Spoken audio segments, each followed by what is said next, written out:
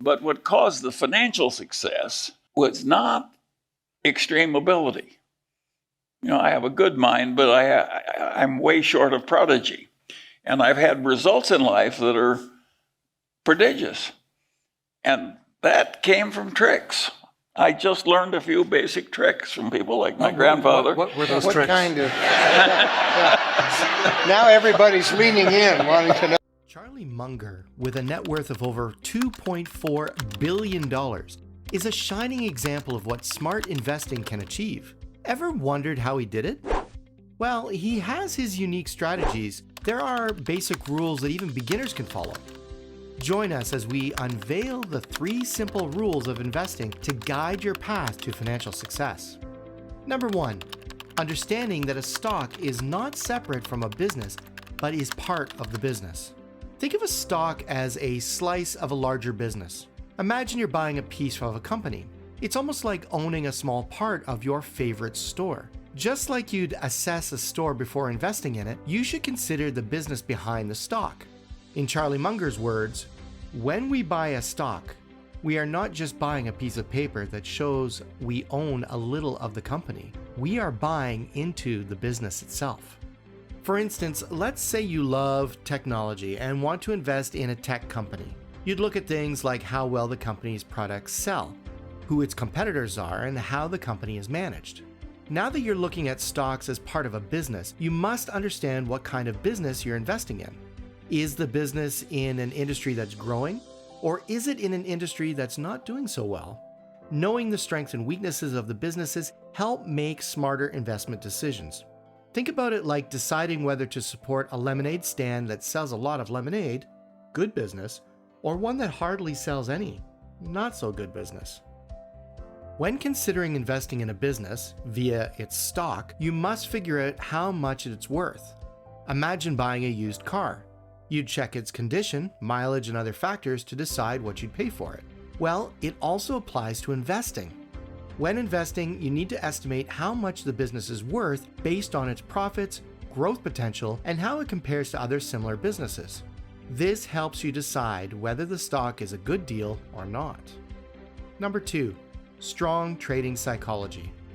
The second rule has a fantastic point about how you should handle the ups and downs of the stock market. Let's say the stock market is like a friend, Mr. Stock. He's a bit unpredictable, swinging between being super excited and feeling down in the dumps. Every day he comes to you and offers to buy or sell parts of a business you're interested in. Sometimes he gives you really high prices, and other times he offers low ones. But the catch is, you don't have to listen to him all the time. Think of it this way. If you and I owned a business together, and I keep asking you to sell me your half or buy my half every single day, that would be quite unfair to you. Mr. Stock is a bit like that, showing you prices consistently. But guess what? You're not obligated to make a decision based on every price he gives you. You're not morally bound to follow his lead. Instead, you can take your time and wait for the right moment when he's offering a perfect deal. To quote Charlie Munger, the stock market is a device for transferring money from the impatient to the patient. Now, let's get to the exciting details. Mr. Stock can be a bit of an emotional roller coaster. He's like that enthusiastic friend who sometimes gets overly excited and sometimes feels really down. But you, as the investor, don't have to get caught up in his emotions. You can calmly watch him as he goes through his ups and downs, and you only need to pay attention when it benefits you. Maybe there's a time when he's feeling particularly low or exceptionally high, and that's when you make a smart move. It's a bit like watching a seesaw. The stock prices go up and down, and you're not forced to react to every little single movement. You can choose the right moment to jump in and take advantage of the situation, and that's what makes investing in stocks so interesting. If you look at the highest and lowest prices of many strong American businesses over the past year, you'll notice that the prices can swing wildly, but you don't need to worry about it all the time, just when it makes sense for you. Yes, I talked about patience. I read Barron's for 50 years.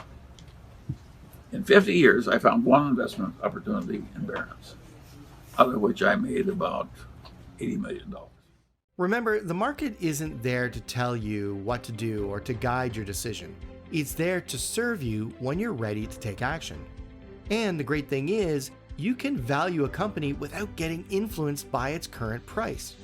It's like assessing a race car's chances of winning a race without looking at the odds first.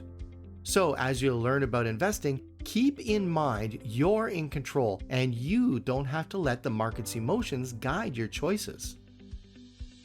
Number 3, margin safety.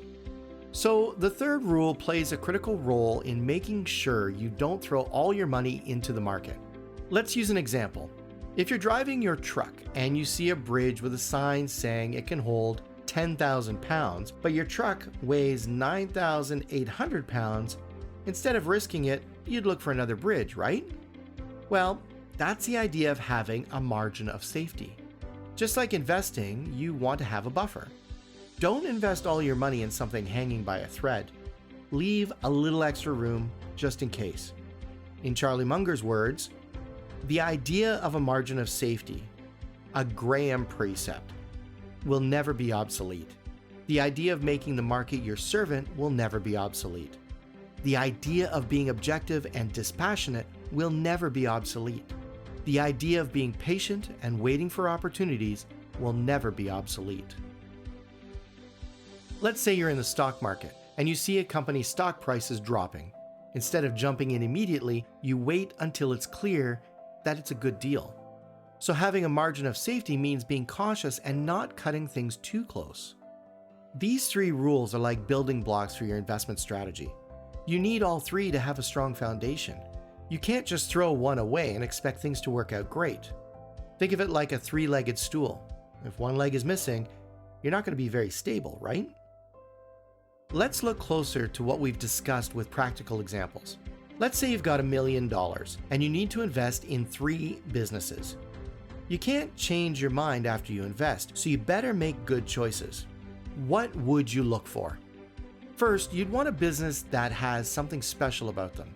Like, if you're thinking of opening a burger joint, you wouldn't want to just pick any spot. You'd choose one where you have a big advantage, maybe a unique menu or a great location. That's what Charlie Munger calls an enduring competitive advantage. You want your business to be like a castle with a big moat around it, protected from the competition.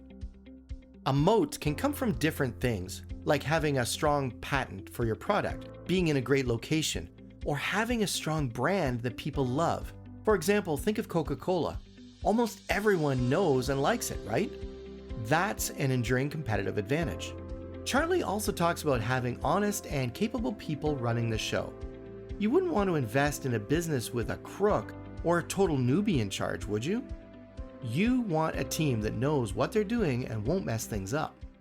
We want to buy something that's intrinsically a very good business, meaning that an idiot could run it and it would do all right.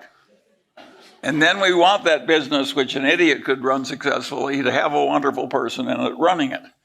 And if we have a wonderful business with a wonderful person running it, that really turns us on.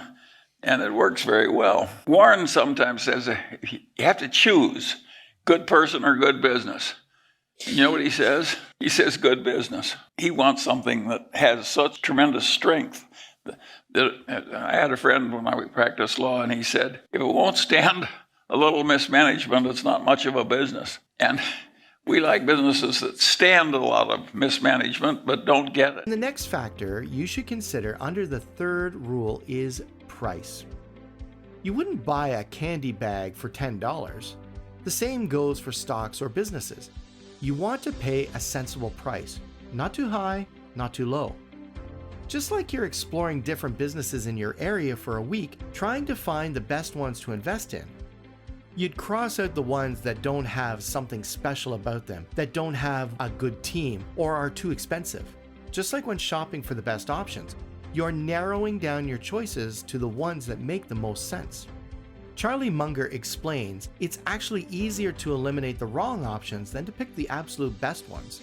It's like playing a game of chess against a computer.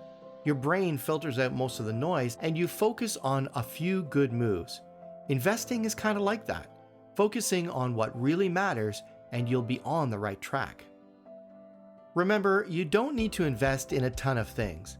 Instead of rushing into every opportunity, save your punches for the best ideas.